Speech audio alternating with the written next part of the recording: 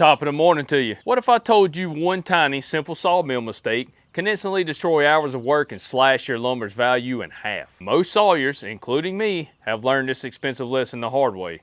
Today, I'm going to make sure you don't. These 3 mistakes could be the biggest I've faced in my sawmill. Today, we'll look at the pith orientation mistake that may be jeopardizing your wood quality, the correct way to mill a bowed log that helps orient tension for the best quality lumber, and the orientation of tension in the log depending on framing lumber versus grade sawing. And first up, have you ever tried milling a bowed log only for the lumber to bow and twist in ways that you never thought possible, or moving the opposite way that you thought it would move? Well, you're in the right spot.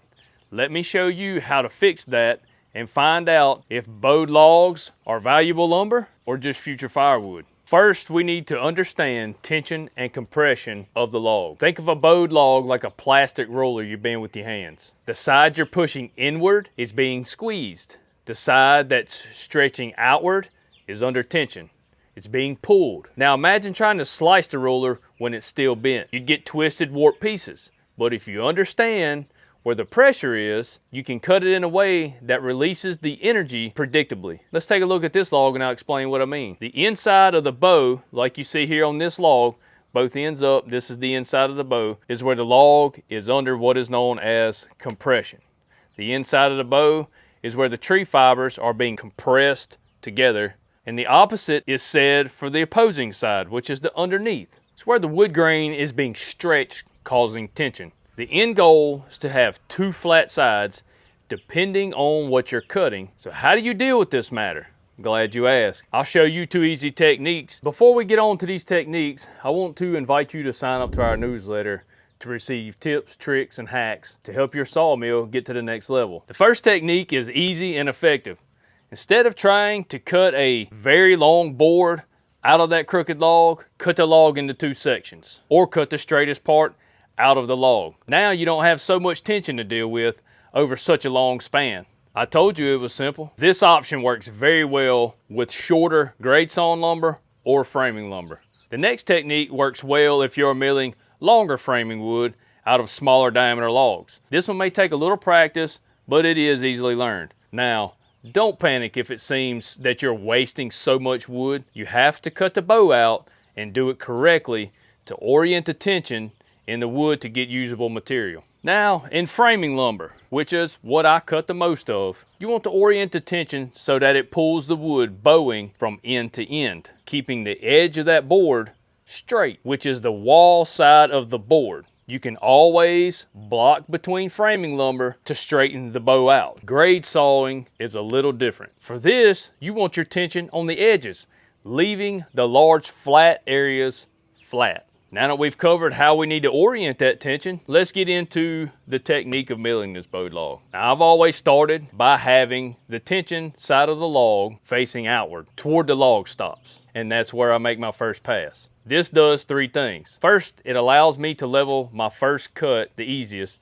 by having one of the flattest sides against the cutting deck. Secondly, it allows me to make a quarter turn and place the bow side up for the next pass. This allows me to flatten off the high spots and not having heavy flitches, and more importantly, that side being to the cutting deck and having the tension oriented correctly so I can get right on scale without any extra turning of the cant on that last and final flip of the log. Remember, efficiency is key to every move you make on the mill. And on the efficiency aspect, the lumber from that log will most likely bow the way the tree is naturally bowed.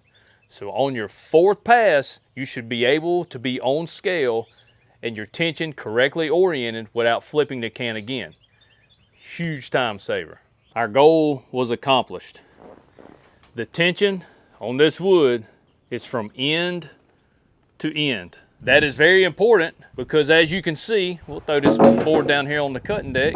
We're sitting there all the way down. This skinny edge right here, that is your wall side. Now that we know that a bowed log can be turned into valuable lumber with a few small milling adjustments, let's take a look at the next frustrating mistake sawyers make. And it's why your boards keep twisting and bowing, especially in the drying process, no matter how sharp your blade is and how flat your cuts are. Problem might have started before your first cut. But the good news is it's easy to fix. All right, so we have a very nice log on the mill and we're eager to just start hacking away at it. We've all been there. But before sawing grade lumber, we need to get the pith, which is the center of the tree or the juvenile wood, centered on each end of the log. By doing this, you will be milling with a natural flow of the wood grain instead of across it. This will allow for more even drying pattern across the lumber, resulting in higher quality flat boards. The other important factor this allows us is to be able to cut around the pith. The pith is poison for flat wood. It cracks and cups your wood, which reduces the quality, therefore costing you money. The best practice for grade sawing is to mill around the pith. Pay very close attention to how the tension moves on each board and or the cant, and rotate the log accordingly to keep the tension parallel to the flat plane and not perpendicular, making your wood bow from end to end. Of course, we went over it earlier. Framing lumber is a little different when it comes to the pith, and possibly a little bowing. After cutting hundreds of thousands of board feet, I have found this easy technique to produce high quality lumber with as little waste as possible. With framing lumber, a slight little bow is most of the time acceptable because it can be straightened. Although we still want to mill the straightest wood possible and orient the tension correctly. As mentioned earlier, we want to try to orient the tension in framing lumber to pull from end to end. This can be corrected during installation. And the log we have on the mill right here is sinker gum, and it's going to be grade sawn. It's going to be into slabs. What we want to do is orient that tension, if there is any, onto the widest, flattest plane there is. Unlike framing lumber, we don't need that wood to bow like this. That bent ruler aspect we talked about earlier, we don't need it like this. We need that wood to stay as flat as possible. We want that tension to pull sideways, if anything, on the edge plane. This log has a slight bow, starts from right here and bows this way. We're gonna make two flat sides and then slab it. So what we will do on this log, I'm gonna turn this slight bow right here up. Therefore, when we start slabbing our wood, your tension should pull with that bow. That turn will be facing outside of the sawmill. Now on to the pith and milling of framing wood. You don't necessarily have to worry about getting that pith dead center in that framing lumber. The goal here is to level the taper from end to end. This way your cant is squared as fast and as efficiently as possible, and you can get onto your planned cutting pattern with as little waste as possible. Pay close attention to your first flitches and scabs as they are being cut for tension issues, and plan accordingly in your cutting process to get that high quality framing lumber that you're after. We got this thing cut, and all in all, the tension did exactly what we needed it to do. The very top board, as you've seen while we were cutting, pulled to the side. No tension from end to end. Everything stayed flat. All these right here were just as perfectly flat as you could possibly ask for. So now you know log orientation isn't just about lining it up straight.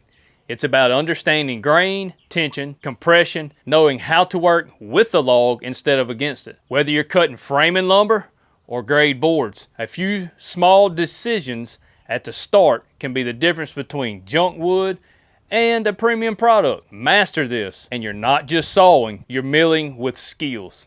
I want to say thanks for watching, and don't forget to go down in the description and sign up for our newsletter for those tips, tricks, and hacks to help you on your sawmill adventures.